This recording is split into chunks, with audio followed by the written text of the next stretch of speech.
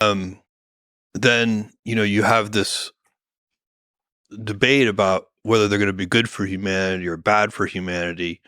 Um, you know, even specialized AI can be very bad for humanity. I mean, it's just regular machine learning models that can make, certain weapons of war that could be incredibly destructive and very powerful. And they're not general AIs. They could just be very smart weapons. Um, and so we have to think about all of those things. I'm very optimistic about this. So even in the face of all this uncertainty, my own view is that these powerful tools are much more likely to help us and save us even than they are to, on balance, hurt us and destroy us. I think, we humans have a lot of ways of, we can make ourselves go extinct. These things may help us not do that, so they may actually save us. So the people who are, overly concerned, in my view, overly concerned, it's a valid debate. I think that they may be missing part of the equation, which is how helpful they could be in making sure we don't destroy ourselves.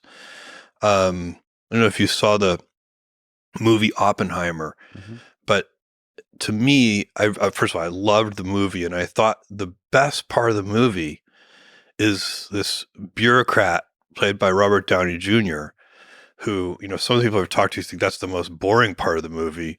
I thought it was the most fascinating because what's going on here is you realize we have invented these awesome, destructive, powerful technologies called nuclear weapons, and they are managed, and we humans we're not really capable of wielding those weapons. Yeah.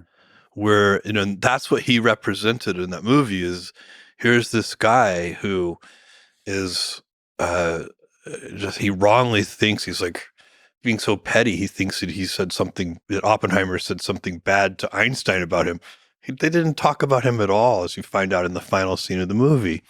And yet he's spent his career trying to be vengeful and petty. And that's the problem. We as a species are not really sophisticated enough and mature enough to handle these technologies. And so, and by the way, before you get to general AI and the possibility of AI having agency, and there's a lot of things that would have to happen, but there's so much benefit that's going to come from these technologies in the meantime.